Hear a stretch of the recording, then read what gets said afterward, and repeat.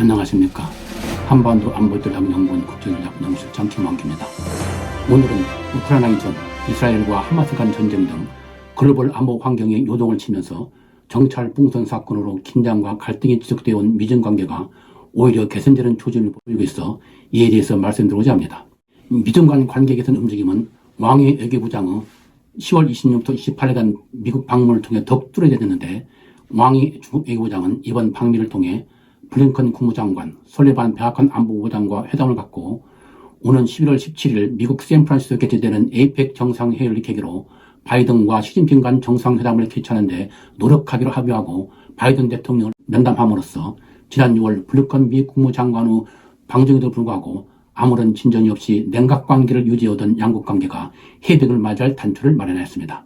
이번 왕이 외교부장의 방미는 2021년 3월 바이든 정부 출범 직후 열린 알래스카 2+2 미중 고위급 회담 참석자 방미한 이후 2년 7개월 만의 중국 외교부장의 방미로 지속적인 긴장관계를 유지해왔던 양국 관계의 변화 가능성의 상승을 보여준 사건이라고 하겠습니다.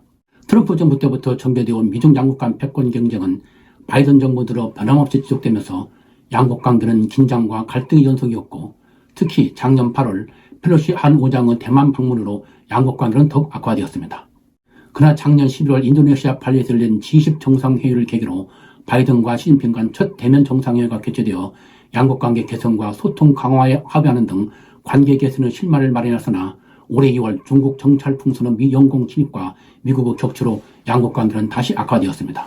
이러한 가운데 미국은 중국을 미국 주도 세계 질서를 바꾸려는 수정 국가이자 파괴적 경쟁 국가로서 최대 위협으로 인식하면서 중국의 국제 규범을 위반하는 공세적 행동이 양국 간 군사적 충돌로 비화되지 않도록 안전장치를 마련하는 것이 필요하다는 판단하에 번즈 CIA 국장, 클린턴 브링크 국무부 통화대 차관보, 블링컨 국무장관, 옐렌 재무장관, 캐리 기후변화 특사, 라이몬드 상무장관 등 강력급 고위인사들을 지속적으로 중국에 파견하고 주중에 몰타에서 설리반 백악관 안보보장과 왕이 당조항 여답방공실 주임 간 회담을 개최한 데요, 국방장관 회담을 제의하는 등 정치, 경제, 안보면 등 전방위적 관계 개선과 안전장치 마련을 모색하였으나 중국 측은 냉랭한 태도로 아무런 성과를 거두지 못하였고, 오히려 남중국해 상공에서 중국 전투기의 미 전투기에 대한 위협 비행 등 양측 간 충돌 위기가 빈번히 발생하는 등 긴장은 고조되어 갔습니다.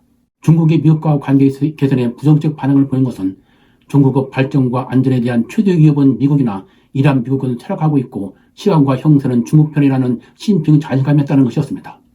이러한 중국의 부정적 태도에 대해 바이든 정부는 중국의 군사 기술 굴기를 차단하기 위해 중국에 대한 투자, 수입 규제 등 각종 경제 제재와 반도체 칩, 인공지능 즉 AI 등 첨단 기술 통제, DDP 등을 통한 공급망 재편 등 압박을 강화해 나감으로써 양국 관계는 더욱 경색되어 갔습니다. 이와 같이 양국 관계가 최저점을 향해 가고 있을 때 중국이 태도를 돌변하여 미국을 향해 올리브 가지를 내미는 등 화해 몸짓을 하기 시작하였습니다. 우선 시진핑은 10월 9일 중국을 방문한 미국 민주당 척 슈머 상원 원내대표와의 면담에서 중미 관계는 세계에서 가장 중요한 양자 관계라면서 중미 관계를 개선해야 할 이유가 1000가지가 있지만 양국 관계를 망칠 이유는 하나도 없다며 양국 관계 개선 필요성을 역설한 데 이어 10월 25일에는 중국을 방문 중인 케빈 뉴섬 미국 캘리포니아 주사와 만나면서 중국의 대미 정책은 늘 상호 존중, 평화 공존, 협력 상생을 견지해왔다고 밝히면서 중국은 이 방향으로 계속 협력할 것이며 미국도 중국과 같은 길을 가길 희망한다고 언급하였습니다. 이어서 같은 날 뉴욕에서 개최된 미중관계 전국위원회 연례 만찬에 보낸 축전에서도 중국은 미국과 함께 의견 차이를 타당하게 관리하고 글로벌 도전에 공동으로 대응하기를 원한다면서 세계의 두 대국으로서 중국과 미국이 올바른 공존의 길을 확립하는 것은 세계의 평화 발전과 인류 미래 운명과 연관된다고 강조했습니다. 이러한 시진핑의 관계 개선 희망 의지 필기에 이어 중국은 지난 10월 23일 6년 만에 수십억 달러 규모 미국 농산물 수입 계약을 체결하고 10월 10일에는 10월 29일 열 베이징에서 개최되는 중국판 샹글리아 대화인 샹산 포럼에 미국을 초청한 데 이어 10월 24일에는 양국 간 군사회담 개최의 최대 장애 인물인 리상프 국방부장을 정적 해임하는 등 경제 안보 면에서도 구체적인 유화 조치를 취하였습니다. 리상프 국방부장은 러시아 무기를 불법 구매했다는 이유로 미국의 제재를 받는 인물이었고, 중국은 리상프 부장에 대한 제재 해지를 요구했으나 미국이 이를 거부하면서 미중 간 국방당국자 회담이 전면 중단되는 등 갈등 고조 한 원인이었습니다.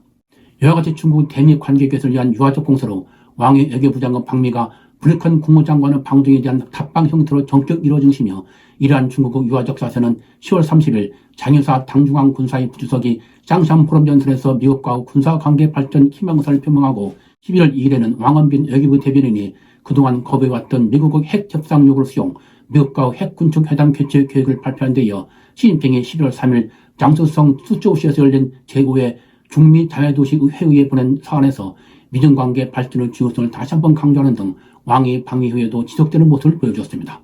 그러면 중국이 유화적 자세로 돌변하고 미국이 이에 응한 배경은 무엇일까요? 먼저 중국의 태도를 돌변한 이유로는 다음과 같은 두 가지를 들 수 있을 것입니다. 첫째, 날이 갈수록 악화되고 있는 경제 때문이라고 하겠습니다. 현재 중국 경제는 시진핑의 공동부유 등 사회적 정책에 따른 부동산 버블 붕괴와 지방정부 재정난, 높은 실업률 등에다가 미국과 관계 악화로 인한 해외 투자자들의 대중투자 감소, 해외 첨단 기술과 시장에 대한 접근 제한, 우크라이나전 및 이스라엘 하마스 간 전쟁으로 인한 글로벌 인플레 고도 등 국제 경제 환경 악화로 어려움이 가속화되고 있는 상황입니다.